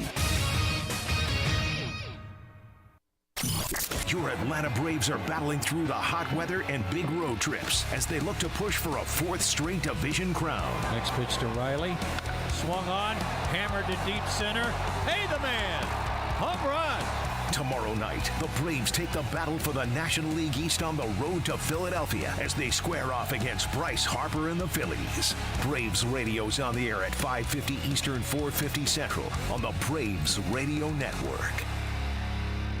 If you need a car, McCurry Motors is ready to put you in a quality vehicle, and in-house financing is available. If you have a job, McCurry Motors will work with you even if you have a bankruptcy, divorce, or bad credit. Visit McCurrySaysYes.com. Every car comes with a warranty, and they report to the credit bureau. With 2 locations, Highway 72 in Athens, call 256-230-0232, or Max Luther Drive in Huntsville. Call 256-713-0575. Great food and the best live entertainment is what it's all about at the Furniture Factory Bar and Grill. Head to downtown Huntsville every Tuesday for karaoke on the only outdoor karaoke stage in North Alabama. Thursday night is the Valley's longest running and biggest bike night. Food and drink specials, giveaways, and live music on the patio. And the Furniture Factory menu is fully loaded with options from steaks to salads, plus a whole lot more. Featuring a weekday happy hour that starts at 3. 619 Meridian Street, downtown Huntsville, and online at FurnitureFactoryBarGrill.com. This is Wes Neighbors with Philip with Eagle Insulation, and we have an announcement to make. Yes, Wes, we are now Eagle Masonry and Insulation. We're still a place to call for your insulation needs, but now we offer masonry services. What kind of masonry projects can you handle? Wes, no job is too big, no job is too small. We can do renovations, new construction, outdoor fireplaces, fire pits, brick landscape borders. Well, when you came out to my house, you did both the insulation and masonry at the same time. You guys did rock for me, you did brick for me, and you insulated my house. That's usually done at the same time that you're building a house. Absolutely. It really capitalizes on 2 services you need at the same time, and you can get one company to handle both of those. Philip with Eagle Insulation will come out, do your installation. He'll do your masonry. They do a great job. They guarantee your work. Check out more online at insulatedwitheagle.com and schedule your free examination today. 256-755-1556. Thanks, Wes. I'm attorney Gary Lackey. You know, you'll hear people say we're like a family, but here at the Lackey Law Firm, that's really true, not just a saying. I'm Justin Lackey. With my father and my sister, we have a special connection to each other. I'm Jennifer Lackey. At the Lackey Law Firm, when we take on your case, you become part of our family. You really do. And we'll always do whatever it takes to get everything you deserve. If you're injured, you worry about getting well, not about paperwork or insurance companies or figuring out how to get to your lawyer's office. I'll come to you. We worry about your case so you don't have to. When you've been injured, we know that your case is probably the biggest thing going on in your life. More important than almost anything else. And it's important to us too, for one simple reason. Family takes care of each other, and at the Lackey Law Firm, we'll take care of you. The Lackey Law Firm. The Lackey Law Family. 1-800-4-RIGHTS. No representation is made that the quality of the legal services to be performed is greater than the quality of legal services performed by other lawyers. Working on a wreck eastbound 565 east of County Line. That one had an injury involved. Had one in Decatur, West Moulton, and Gordon. That one may have had an injury involved. Still may be trying to clear it, but it should be gone as well pretty quick. Need a temp or an addition to your staff? Snelling specializes in admin, accounting, and medical placement. Snelling, how Huntsville's best companies hire talent. 256-382-4000. Captain Nick in the 72 and Jeff Popeye Skywatch Traffic Center. From the Alabama Crimson Tide to the Atlanta Braves, we are 97.7 ESPN The Zone. This is Paul Feinbaum. Listen to me coming up today at 2. Now back to Talking Ball with Scott Tyson and Drew DeArmond on 97.7 ESPN The Zone. All right, welcome back. Talking Ball, 97.7 ESPN The Zone. And we were talking some football recruiting during that last segment, but it was more about who's paying who. The other big quarterback news that we hadn't got to mention yet, because it happened after our show on Thursday. We did not have a show on Friday. Arch Manning announces his commitment. He did it at the Manning Passing Academy, but yes, he's headed to Texas. And Steve Sarkisian choosing that over Georgia and Alabama. Yeah, I mean, and we had talked about Arch on the show, and we talked about him with our next guest, who does a great job as the recruiting reporter for Bama On 3 and part of On3Sports.com. And that's Joseph Hastings. We're about to go to him, and we talked about it. I thought Arch would wait a little longer until maybe early in the college football season to go ahead and commit, maybe see how Texas was going to look early, because I told you I felt like Texas had the edge here, and that they were going to get his commitment because of his relationship with Steve Sarkisian and quarterback coach A.J. Milwee, the former Boaz Pirate, who walked on at Alabama and then became a really good player at quarterback at UNA, and then came back to Alabama as an analyst and working with the Crimson Tide coaching staff. But our next guest can probably shed some more light on that, and he can talk about what was a big day for Alabama football recruiting yesterday and what could be a big week coming up, and that's Joseph Hastings. Joseph, welcome back to Talkin' Ball on 97.7 Zone in Huntsville. You're with Drew and Scott. Good morning. Drew and Scott, thank you so much for both having me back on again. I'm doing excellent today. How about yourself? We are doing well. Did the Arch Manning news did it surprise you at all, or no? Not really. I wasn't too surprised. I think I said before, or I've said before on a different appearance, that my feeling was that Arch was going to commit before the season, before his high school football season, just because Arch is such a selfless guy and not really too much about the recruiting process and doesn't want to make it about himself. I felt like he didn't want to put that weight and stress on his teammates, at Isidore Newman and New Orleans, Louisiana. He really wanted to have a focused senior season, I believe, just based on everything I was gathering. So was I a little surprised that it came just a few days after he had taken that official visit to Texas? Yeah, I thought maybe he would have waited just a little bit longer, to make that decision, maybe sometime in July. But it was kind of announced in the most Arch way possible, committed to the University of Texas, #hook'em, and just a picture of himself in a Texas shirt. It was like, it was exactly what I expected from his first tweet ever. So, no, I wasn't really too surprised. I was at a football practice when it happened, watching a football practice down in Louisiana, and I told the news to someone who was a target for Texas, and the recruit really didn't have too much of a reaction to it. So I thought that was kind of interesting to see, because, one thing people always talk about is what's the impact of Arch to whatever school he goes to. Some downplay it, some say it's going to have a big impact, but we'll see. Yeah, it's very interesting. And you told us that in your last appearance that Arch was really not about the recruiting process, not about all the hype and the pomp and the circumstance. He's more about finding the right school. He doesn't get on social media a whole lot. He doesn't do a lot of interviews. So he would handle it in a low-key way. For me, I just thought it kind of came out of nowhere. But you guys that grind every day and are around the process, as you said, Joseph, you weren't surprised. But now we'll see what kind of effect it has for Sark and certainly that Texas program. I know they think they're going to be better this year.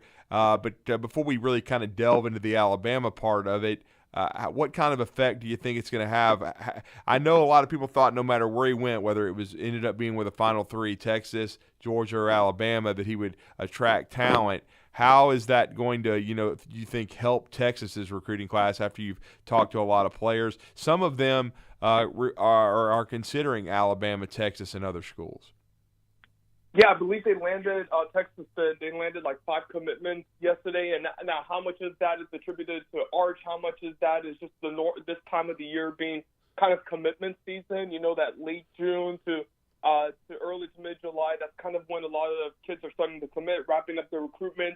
They've taken all of their visits. They know exactly where they want to go. I don't know how much of that can be attributed to Arch versus how much of it is attributed to the hype that normally comes with this time of year. But I think it's definitely going to have an impact on this 2023 class for sure. I mean, would it get somebody like a Reuben Owens who's committed to Louisville? Talk about a surprise commitment. Him being committed to Louisville, would that get him to kind of reconsider things, considering the relationship he has with Arch? Jonte Cook, is that kind of like the final nail in the coffin there for Texas to get him in this class? Yeah, so I think skill position player wise, offensive line wise, it's going to potentially have an impact, because what offensive lineman wouldn't want to say that they blocked for Arch Manning, potential future first round pick, and obviously him having the last name Manning and the pedigree that comes with it. So I think it definitely does have a positive impact. Now, how does Texas look this season? I'm not too sure. It seemed like on the outside looking in, just considering everything that Bama has to offer, Bama was the perfect school for Arch out of those 3, considering quarterback development, winning, the coaching staff, the relationships he has there, kind of everything all around. It seemed like Alabama was the perfect fit, but he obviously believes in Sark and has a good relationship with him, and we'll see what Texas can do this year. I think maybe they go 7-5, but that's kind of my early prediction. Well, a lot of Alabama fans probably are like, probably thinking, well, we missed out one there. You know, they would have liked to have seen Arch Manning. But Alabama, though, got a quarterback a couple weeks ago that was just, maybe number 2 behind Arch. So not all is lost by Arch going to Texas. Yes, I actually think Eli Holstein was right there with Arch in terms of Alabama's evaluation of him. They would have been happy with either one or both in this class, and whoever wanted to commit it first was more than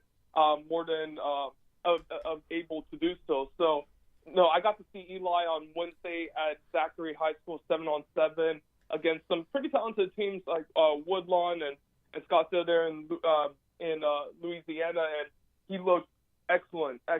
Maybe a tad bit high on some of his throws at times, but he's got a lot of power, got a lot of zip on his throws. He's a big kid.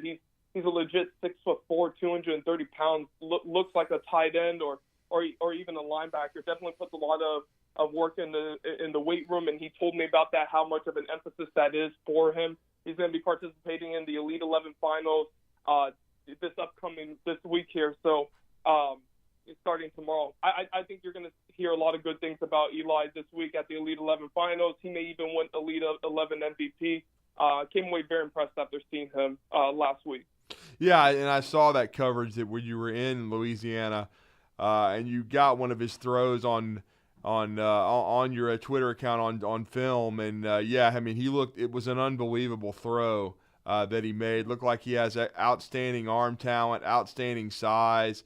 I think physically he may even be more talented than Arch, but Arch has great pedigree, great mind for the game as well. So much of quarterbacking is from the neck up. I know you had a chance to speak to Eli. What were your biggest takeaways when you spoke to him?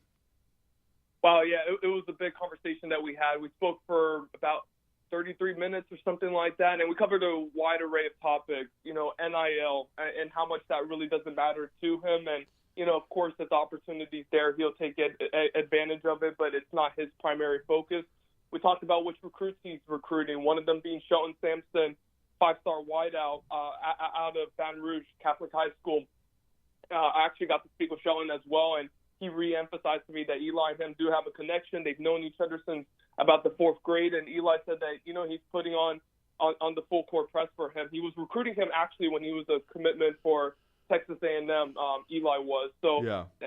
He's used to recruiting Shelton, and Eli also told me that he's focused primarily on the offensive line because without those elephants up front, he's not going to be able to throw to the wide receivers and running backs and do what he needs to do as a quarterback. So he even told the skill position guys, he's like, look, I love you guys. I want you guys in this class, but I'm focused on the offensive line. That's my primary focus. So, yeah, that was great to hear. He also talked about his grandfathers and how much of an inspiration they've been for him and the impact that they've had on his life and motivating him. It's just covered a lot of things. Going to be writing about Eli more throughout the week, but just a great kid overall, great mindset, really focused on football. His team has a little bit of a swagger to him too that I noticed. Kind of plays with a little bit of moxie and confidence in his game. Not cocky, but a healthy level of confidence. I just liked everything that I saw and heard from Eli on Wednesday. Yeah, and then I got to tell you that quote he had before going to the Elite 11, said a lot too. He's like, I'm not there to make friends. Basically, to summarize it, he's like, I'm there to step on people's necks and win this thing. Yes. Yeah, so the exact quote was, I'm not out there to make friends. I'm out there to compete, step on their necks, and make sure I win the Elite 11 MVP, show the country what I can do.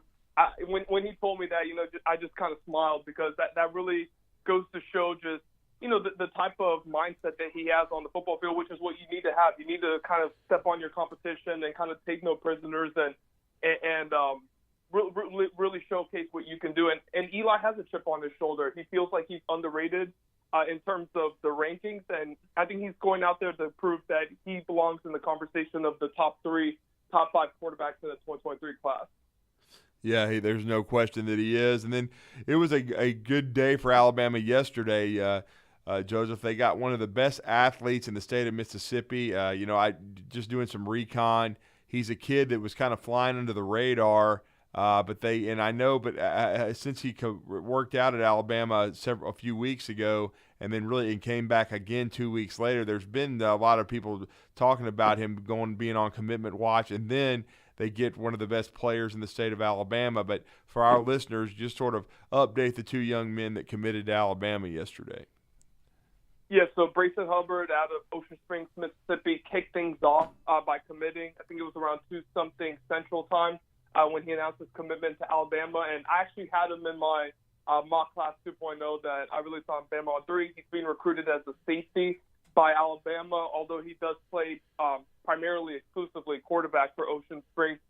He's one of the most interesting prospects I've followed in a long time, just because he went into that Bama camp being committed to Southern Miss, no Power 5 offers. 5 days later, on June 9th, he gets the offer from Alabama, full scholarship offer. It wasn't a walk-on or anything like that. It was, he had an opportunity to be a part of this 2023 class, even though he was an under-the-radar recruit. And, yeah, there's no clips of him playing DB on his film. So it's hard to really fully evaluate him and the impact he'll have on this class just because we don't know much besides he's fast. He can move for sure. But, he worked out at safety for Alabama back on June 4th. They really liked what they saw. And guess what? I'm trusting, especially when it comes to DBs, Nick Saban's evaluation of him. So I would imagine that, Brayson brings a lot to the table. And also him being a quarterback, safeties are the quarterback of the secondary. They have to kind of see everything, and he knows exactly what the quarterback is going to be thinking because he played the position. So just considering all of that, I'm actually pretty excited about him, and it's a really intriguing evaluation for Alabama. Then Tony Mitchell, 5-star out of Thompson High School in Alabaster. Thompson is obviously a school that Alabama is very familiar with in terms of recruiting the last few years. I've signed multiple guys from the program. Still recruiting his teammate Peter Woods, who's set to commit on July 8th. But this is a huge addition for the Crimson Tide, especially since, it's kind of a little bit unknown what's going to happen in terms of safety recruiting. Elliott Washington is still publicly committed, but, how much longer is that going to be the case? We really don't know as he's taking visits elsewhere. Caleb Downs, he's still considering Georgia and Ohio State along with Alabama, so we don't know if he's going to be in this class. So getting Mitchell in the fold now is huge. Obviously, Texas A&M being one of, if not Alabama's toughest competition for his services, that makes it even sweeter, especially with everything going on between Nick Saban and Jimbo, or at least what went on last month. So I just think all around, just a huge pickup for Alabama, and it could have some ripple effects, especially when it comes to Peter Woods' decision in a couple weeks. Yeah, that's a perfect segue. There's been some angst about Peter Woods. He could arguably be the top prospect in the state of Alabama. There's been some thought that Clemson might have the inside track. I know you've told us before you thought Peter Woods would still end up at Alabama. Now Tony Mitchell, and it shows you how recruiting changes. A few months ago, many people thought Florida at one point, then Texas A&M led for him. He ends up committing to Alabama, and really before the end of the process, he eliminated Florida. What are your thoughts on where things stand for Peter Woods? I know there was some activity on his social media of him bowling with some Alabama recruits this past weekend. He's been in Tuscaloosa some. So where do things stand in your mind with Peter Woods? Yeah, so I do believe Peter Woods ultimately winds up in Alabama's 2023 class, and that's a perfect way of giving myself an out in case he does commit to Clemson next week on July 8th. So, I'm going to say that I believe he signs with Alabama. I don't know if he'll necessarily commit to Alabama next week. We'll see. What I think for Clemson right now, maybe I'll give them the slight edge, but there's still 10 days or so left until he makes that decision. Recruiting changes so much. 10 days ago, if I was to tell you that Tony Mitchell was committing to Alabama at the end of the month, you all would have been shocked. Especially since he was vehement about saying that he's going to take this out until the early signing period in December. So recruiting is still fluid. It changes a lot. Anything can happen here with Woods, but I do believe he ultimately ends up in Alabama's class. I just can't see somebody who lives an hour away from Tuscaloosa, who's been on campus dozens and dozens of times. You mentioned the most recent trip there, has great relationships on the staff. It's just hard for me to see him not ultimately winding up at Alabama. But look, I covered Clemson before. I actually interviewed Peter and spoke with him for a couple of hours when I was covering Clemson at one time, and I said that this could get interesting in this recruitment because I felt like Clemson was the closest to Alabama in terms of the relationships he had there, his feel at the school, being on campus multiple times, willing to get out there. So, yeah, it's going to be interesting, but I do think Peter ultimately ends up in Alabama's class when it's all said and done. Mm-hmm, no question about that. And then I know we had some activity yesterday with Malik Benson from Hutchinson Community College in Kansas. Miles Kitzelman, his teammate, signed late with Alabama as a tight end. But Malik has been very busy this month in June before the dead period. He was making his official visits. He now says he's going to commit on July the 5th. Joseph, I know you speak to these young men. You follow this process on a daily basis. What are your thoughts on Alabama's shot with Malik Benson? Yeah, so I believe Alabama has a really good shot here with Malik. He's somebody that visited Alabama for his second to last visit before officially visiting Georgia. And after that Alabama official, I felt really confident in the Crimson Tide's chances. He was the only official visitor on campus because he took a midweek Wednesday to Friday visit. So he really got to spend a lot of time with the coaching staff, and his mom, his stepdad, his 4 younger siblings also got a chance to be around the program, and they all felt welcomed by Saban and company. He got to FaceTime Devontae Smith and Jamison Williams. Holman Wiggins has really played a huge role in his recruitment, and Benson is, just attracted to the idea of playing for a coach who has developed, the likes of Devontae and Jalen Waddle and Jamison, because you've got to remember, Jamison came into Alabama from Ohio State not having cracked 400 yards total in his career, and then ripped off over, 1,700 yards, and just having an explosive season. So, yeah, he's taking notice of all those factors. I think all of that's going to play a role in him potentially committing to Alabama. Now, to Georgia make it interesting, they always seem to kind of do so. Tennessee at one time was potentially leading his recruitment. I think he even publicly said that, but they've kind of slipped a little bit. I do like where things stand with Alabama, but once again, like I mentioned before, recruiting is so fluid that things can change from one day to the next, even from 1 hour to the next. So we'll see, but I do like Alabama's chances right now. Well, that's going to be huge for Alabama. Are there any other storylines that you're following closely coming out, of this past weekend? And then, there's thought that it could be a huge month of July for Alabama. Who are you going to be tracking for Bama on 3 and watching closely? Yeah, so there's going to be a few commitments coming up soon. Riley Williams, the tight end out of Oregon, is set to commit on July 1st. I don't believe Alabama is going to come out on top there, but they're in the top 3, so he's one we'll be monitoring. Dylan Lonergan is going to be committing on July 5th. Once again, not expecting Bama there, but he's got them in his top 5. I think that's more so in his top 2 or top 3. So we'll see if they can come out on top. Alabama's obviously still looking for that second quarterback, so it'll be interesting to see that if Lonergan doesn't commit to Alabama, who do they kind of circle back to?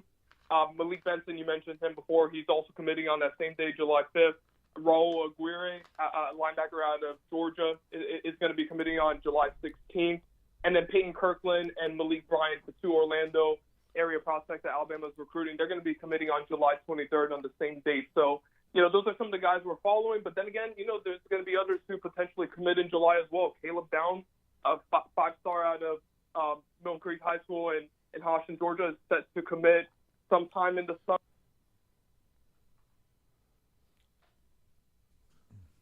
All right. I believe we may have. Oh, there we go. Is everything good? Yeah, go ahead. Just finish your thought. I think we just lost you there for a second. Sorry about that. Oh, I know you were talking about Caleb Downs. Yeah. So Caleb Downs could potentially commit sometime in July or August before the season, so he'll be one we're tracking. Allen and the Finland native, 4-star offensive lineman, could potentially commit in July and August as well after wrapping up his 5 official visits. So, yeah, those are a couple additional prospects we're monitoring. I don't know if Richard Young will decide.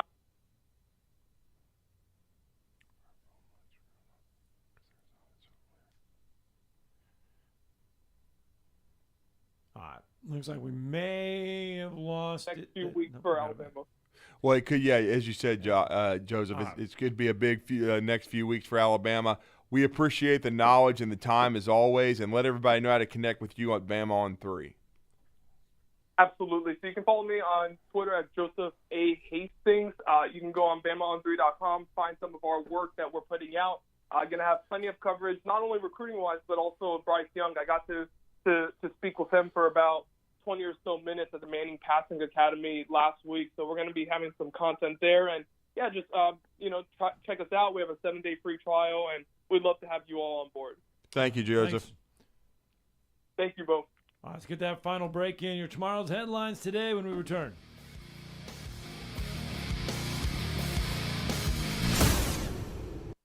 You're listening to Talkin' Ball on 97.7 ESPN, The Zone. The world champs are back. The Braves are out to defend their world championship. And behind Matt Olson, Ronald Acuna, Dansby Swanson, Max Fried, and this loaded 2022 roster, a repeat is within reach. There goes Ozzie, 2-2 on the way, hit well. Deep center field. Might have ourselves a tie ball game. You betcha. And we'll bring you every huge moment of the Braves 2022 season right here on the Atlanta Braves Radio Network. This week on RVER, sponsored by Progressive Insurance. I'm sorry, I can't operate on that vehicle.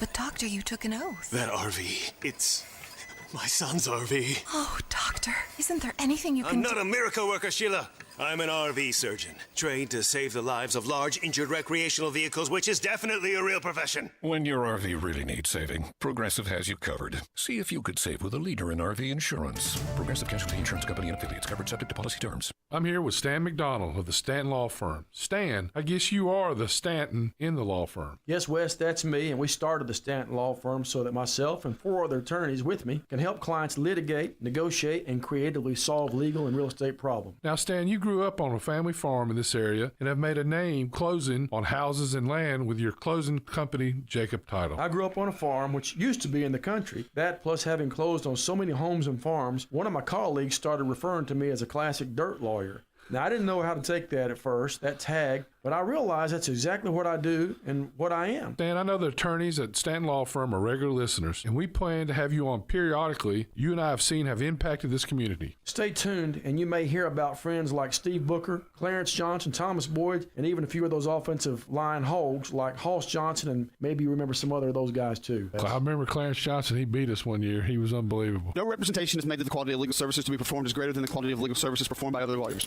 Our zone deal this week is truly an award winner. Metro Diner, serving up signature dishes like their Charleston shrimp and grits, famous fried chicken and waffles with strawberry butter, and lots more. Their entire menu is available anytime, breakfast, lunch, or dinner. And stop by for brunch on Saturday or Sunday and enjoy the lowest priced mimosas in town. Airport Road, Huntsville, and Highway 72 in Madison. This Friday, you can get $50 worth of great Metro Diner food for half price, just $25 with our zone deal. Just log on 977ESPN.com Friday morning at 8 to get yours. SportsMed is the official team physicians of the Rocket City Trash Pandas. And if the pros trust SportsMed, you can too. SportsMed provides every service you might need for complete orthopedic care, specializing in orthopedic surgery, sports medicine, joint replacement, spine surgery, neurosurgery, and podiatry. And they offer their own brace shop, in-house full-body MRI, physical therapy, walk-in clinic, and so much more. 4 locations and on the web at sportsmedalabama.com. Did you know that your car, truck, or SUV may be worth over 30 or 40% more than it was last year? It's true. Bobby White back again for Woody Anderson Ford, and we'd love your trade-in for a personalized custom factory order on a 2022 Explorer, Expedition, Ranger, or F1. We interrupt this message to announce our $1,000 appreciation cash reward. Attention all active military, reservists, retirees, and all veterans, plus first responders, police, fire department, EMTs, and medical professionals. and appreciation for making Huntsville the great city it is, you'll receive a $1,000 exclusive reward in addition to any public offers on most all 22 Fords. So please come see us today. Our Ford Gold certified or low mileage, gently used vehicles with great warranties. At Woody Anderson Ford, whether it's a new order or a pre-owned, we promise to always do the right thing. Corner of Jordan and Sparkman, hope to see you soon. At a wreck eastbound on 565 just east of County Line. It looks like traffic in that area may be slowing just a bit, but traffic is moving there. That one reported as an injury type. Expert heart care backed by advanced technology. When you need cardiac care, you need the heart doctor. Dr. Randall Burns and the team at Huntsville Heart Specialist. Captain Nick in the 72 and Jeff Popeye's Skywatch Traffic Center. This segment of Talkin' Ball is brought to you by University Kia, the #1 volume Kia dealer in the state of Alabama. Located online at universitykia.com.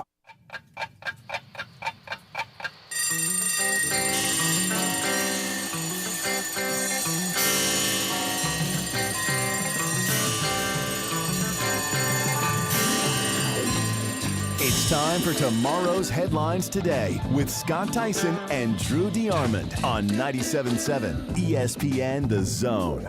Hi, welcome back. 8:52, your tomorrow's headlines today. The Stanley Cup Finals are over. The Avalanche win their first Stanley Cup since 2001, their third in franchise history. Yeah, I was wondering. I couldn't remember how many they won. And they actually relocated from Quebec. Quebec. They were the Nordiques. The Quebec Nordiques, that's right. And they moved to Colorado, but this is their first one since 2001. They actually, though, in celebration last night, dented the Lord Stanley Cup. They dented it. Oh, Lord. When they went to take the team picture, yeah, the captain who was holding it slipped on the ice and dropped Lord Stanley's cup on the ice and actually dented the Stanley Cup at the bottom of it. Ooh. Well, I guess they're going to have to buff that out. I don't know. But how many, there's all these, they always make multiple Heisman trophies, multiple Super Bowl trophies, I think. They make multiple Stanley Cups. There's two. There's two? Stanley Cups. Okay. You know a lot more hockey about hockey than I do. The one Stanley Cup that is in the NHL Hall of Fame, the museum, is the replica. Replica? So when they take the Stanley Cup on tour, and you get your picture, it was in Huntsville several years ago. Mm-hmm. It was over at UAH. Okay. And you could go get a picture with the Stanley Cup and all that stuff. That is the real Stanley Cup that goes on tour. It is the real one. When each player on the winning team, so everybody on Colorado's team, will get a day with the cup. And you can do whatever you want with the cup. Oh, boy. Whatever you want. It's your day to do whatever you want with the cup. But anyway, that is the real Stanley Cup that goes on the tour. It is not a replica. It is not a look-alike one. They don't have tons of multiple cups. I was told they only have two Stanley Cups. They have one in the museum and one that it goes all the way around. Yeah. Major League Baseball, for the first time in a long time, we saw a benches clearing brawl. Mariners, Angels, probably, and you can see it right now. There it is on the TV. Both managers, 6 players ejected. They were throwing haymakers yesterday in this one. Yeah, they were. They obviously hate each other. But it's is there a more disappointing franchise? And I understand they're the parent club of the Trash Pandas here in town, then the Anaheim Angels, or I guess the Los Angeles Angels of Anaheim. But for all the money that they've spent, that just continues to underachieve and get into brawls like this. And they started the brawl. I mean, they threw at the guy. Yeah. With the Seattle Mariners. I mean, it's absolutely ridiculous. And then when you think about it, in the Atlanta Braves, very disappointing finish last night. They were a strike away twice in the 9th inning from winning 2-0, and They took 3 out of 4 from the Giants and taken 2 out of 3 from the hated Dodgers, who they won't see the rest of the regular season. And Kenley Jansen couldn't put it away. The Dodgers scored 2 in the 9th. Michael Harris makes a great diving catch to get them to extra innings. But then Freddie Freeman has a big hit. The Dodgers end up winning the thing 5-3 in 11 innings. And Freddie Freeman gets a little bit of revenge. His team comes in and takes 2 out of 3. Still, the Braves still playing good baseball, but it was disappointing to let that series against the Dodgers get away last night. Yeah. Craig Kimbrell gets the win last night. Yeah, he came out of the pen and pitched in the extra innings. But overall, though, this weekend, yes, it was about the Braves. Yes, it was about the Dodgers. And the Braves following that Dodger series up with a series that they had the San Francisco Giants before that. And everybody was talking about the Braves and their easy schedule in the month of June and how it got tougher. But ultimately, though, this series with the Dodgers was more about Freddie Freeman's return to Atlanta. Very emotional one for him. Than it really was about the outcomes and everything. These two, they're destined, really. They're built, both teams are, built to see each other in the postseason. And if it comes to that, ultimately, that is where we could see it. And that's where it really matters the most. Kind of like the Yankees and the Astros. Chirping going on both sides that the Astros no-hit the Yankees. The Yankees are the best team in baseball. Those two teams destined to see each other in the playoffs probably. Same way with the Braves and Dodgers. This weekend was all about Freddie Freeman's return to Atlanta. And I thought the emotion that Freddie showed was absolutely legit. Yes. I know there were some morons out there, they're probably, voted for Joe, who thought everything was fake that Freddie was doing. I mean, are you kidding me? Freddie was absolutely loves Atlanta. He wanted to be back there. Everybody knows it. The emotion he showed was absolutely legitimate. Hopefully now there can be some closure. But again, Freddie Freeman, one of the all-time great Braves, one of my favorites, and I still think a future Hall of Famer. It was good to have him back in Atlanta. Question is, if they see each other in the postseason, does he get the same greeting in the postseason that he got now? I think so. I mean, he's just one of these guys, 10, 11.